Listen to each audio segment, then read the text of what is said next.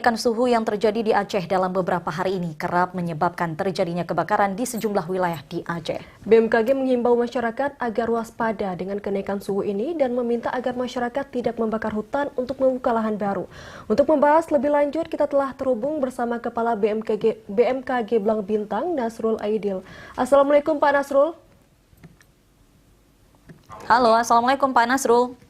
Ya Pak Nasrul. Terima kasih Pak Nasrul telah terhubung dengan kami dalam Aceh hari ini, Pak. Ya, terima kasih kembali. Ya baik, langsung saja Pak Nasrul, bagaimana perakiraan cuaca di Aceh pada hari ini, Pak? Oke, kita memperkirakan keadaan cuaca Aceh dari seluruh wilayah provinsi itu untuk siang dan sore ini memang cerah berawan. Namun demikian di malam hari kita memprediksi ada terjadinya awan-awan hujan di wilayah Pidi, Bijai, kemudian Aceh Jaya sampai dengan Aceh Barat Daya. Begitu, Mbak. Ya baik, Pak Nasrul, untuk saat ini berapa kenaikan suhu dan penurunan kelembaban udara khususnya di Banda Aceh dan Aceh Besar ini, Pak? Baik, kalau kita melihat dari data per Januari kemarin, itu tanggal 1 Januari itu suhu kita paling tinggi itu kita mencatat 30,6. Kemudian 1 bulan kemudian naik menjadi 1,4 derajat, yaitu 31,4 derajat Celcius. Kemudian di 1 Februari kita mencapai 32 derajat Celcius. Di 15 Februari naik menjadi 33 derajat Celcius. Dan hari ini masih sampai 33 derajat Celcius dengan kelembaban antara 50 sampai 60% perharinya yang memang kita rasakan kering ya kelembabannya. Gitu, Mbak. Baik, Pak Nasrul, wilayah mana saja yang mengalami pengurangan hujan, Pak Nasrul? Oke, kalau kita melihat wilayah pengurangan hujan, ini memang dari sistem Spartan kita, artinya untuk melihat potensi adanya kemungkinan potensi mudahnya terbakar di bahagian permukaan tanah itu di wilayah Aceh Utara, Aceh Timur, kemudian Nagan Raya, kemudian Aceh Jaya dan Aceh Singkil serta Kabupaten Simelu. Demikian, Mbak. Namun kalau kita lihat untuk prediksi dalam 1 minggu ini, kita masih memprediksi bahwa antara sore sampai dengan malam hari ada potensi-potensi hujan di wilayah barat selatan, wilayah Pidi maupun sampai wilayah tengah. Demikian, Pak. Baik, Pak Nasrul mengacu pada Karhutla. Saat ini kita tahu Karhutla di Aceh semakin sering terjadi. Dan bisakah Anda menjelaskan bagaimana situasi dan kondisi saat ini terhadap perkembangan Karhutla yang terjadi di Provinsi Aceh, Pak Nasrul? Baik, kita satelit BMKG memantau ada beberapa titik hari ini. Kita melihat ada 4 titik terpantau dari satelit kita dengan tingkat kepercayaan sedang, ya, yaitu di Aceh Barat Daya itu Babah Rod, kemudian Aceh Barat di Suakmas 1 titik, kemudian di Aceh Singkil dan juga di Aceh Tengah di Silihnara 1 titik. Jadi ini merupakan proses pantauan dari pagi hingga sore ini, Mbak.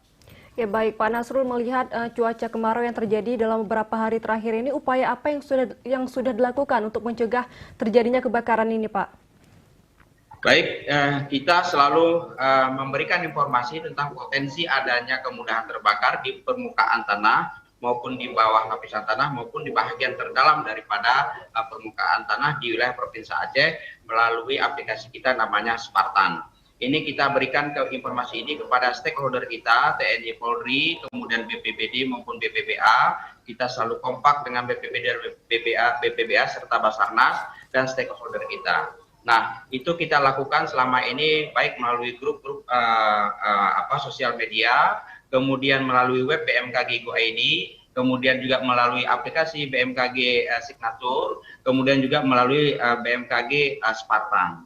Nah, itulah yang kita lakukan upaya-upayanya. Kemudian juga kita selalu berkoordinasi dengan stakeholder yang ada di instansi terkait di wilayah Aceh sebagai pemangku kepentingan. Begitu, Mbak. Baik, untuk pemadaman hutan sendiri, pemadaman kebakaran hutan sendiri Pak, kira-kira berapa personil yang diturunkan ke lapangan?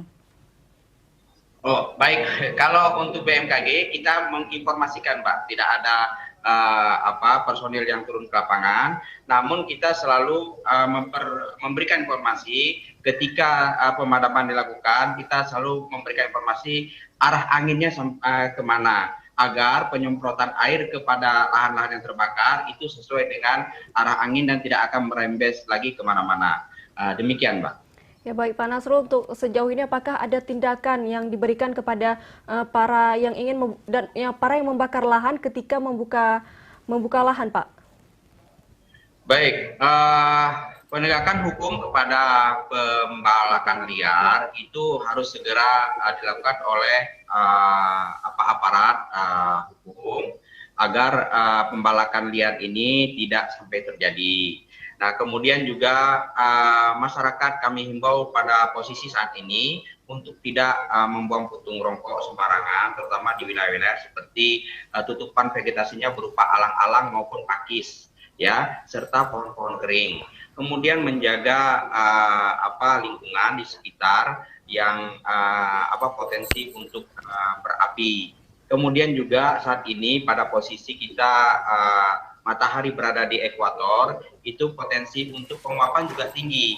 Nah, pada saat di pagi dan siang hari kita ini merasakan panas terik, dan sore dan hingga malam itu terjadi pembentukan awan, maka potensi-potensi seperti petir maupun puting beliung itu akan aktif terjadi. Oleh karena itu kami menghimbau masyarakat, di samping potensi titik panas ini meningkat, juga ada peningkatan di sisi yang lain, petir maupun puting beliung, maka kami harapkan untuk berhati-hati. Juga dapatlah kita gerakkan kembali untuk penanaman kembali pada lahan-lahan yang sudah kering atau kosong itu.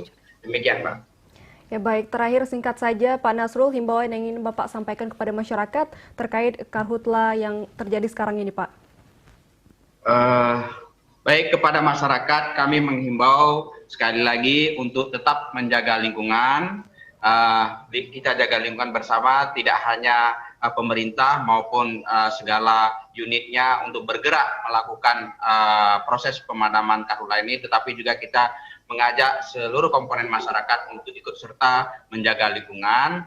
Kemudian juga jangan membuka lagi lahan secara pembalakan liar, ya. Kemudian juga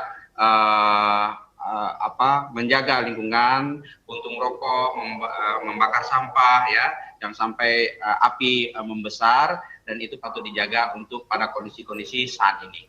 Demikian, Pak. Baik, terima kasih waktunya Pak Nasrul, selamat bertugas kembali. Terima kasih.